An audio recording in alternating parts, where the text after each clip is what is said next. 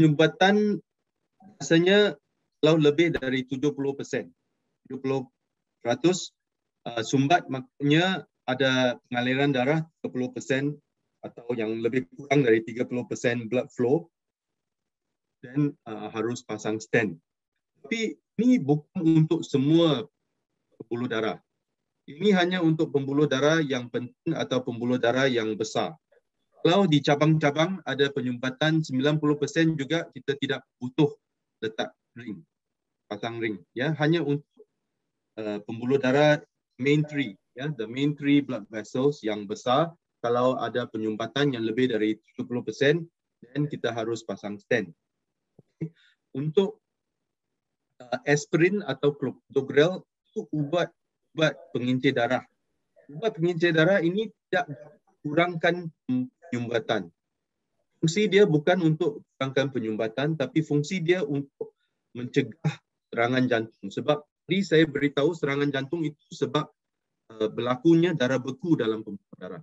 So, kalau diminum ubat clopidogrel atau aspirin itu untuk mencegah atau prevent darah beku atau clot dari happening in our blood vessel. Yeah. So it will not reduce the blockage.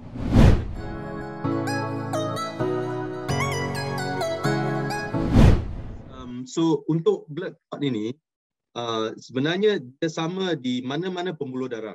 Okay? Sebab pembuluh darah dalam otak, pembuluh darah dalam jantung, pembuluh darah di kaki kita, semuanya sama.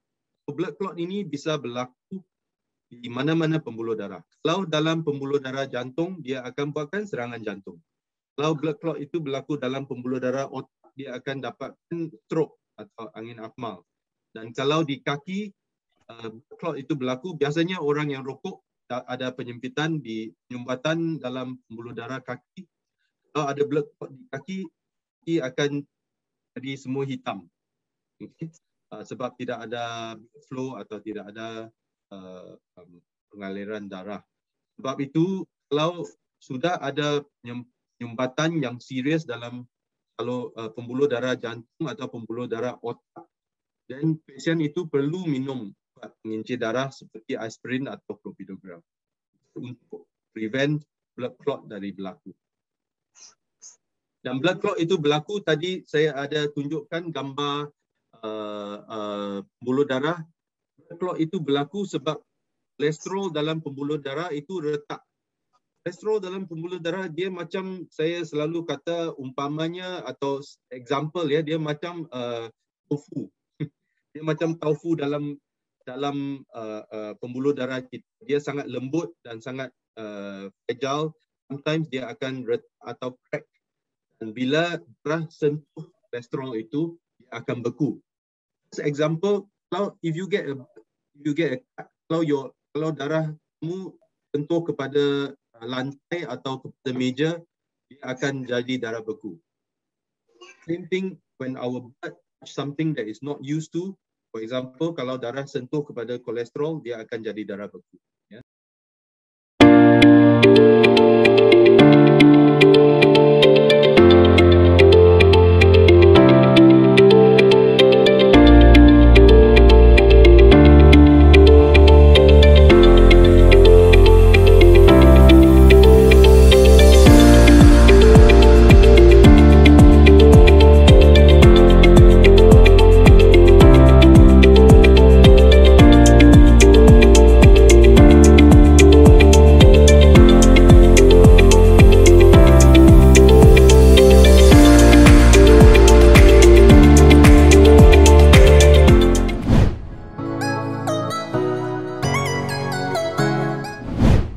Maksimal pasang ring tidak ada maksimum.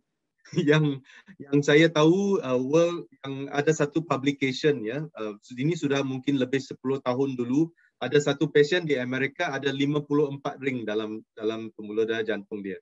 Ada 54 semuanya. Untuk saya yang paling banyak saya letakkan satu kali, kalau satu procedure saya letak paling banyak 10 ring dalam pasien itu. So tidak ada macam limit, tapi biasanya kalau kita perlu pasang begitu banyak ring, sometimes kita panggil pasien operasi saja, ya, buat bypass surgery. Akan opsinya hanya pas kalau sumbatan sudah 100%, bagaimana memutuskan pakai solusi ring atau bypass. Okey.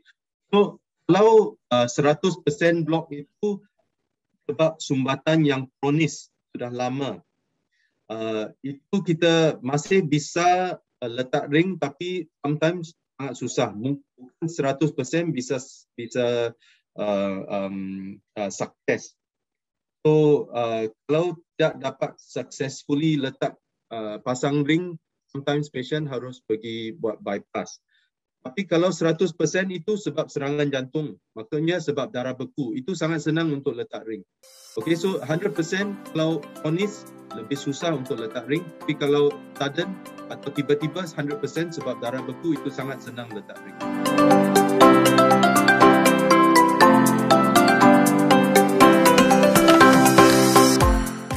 Masih telah menonton video ini, jangan lupa subscribe channel Tekon TV. Share video ini jika kamu mendapatkan manfaat darinya. Terima kasih.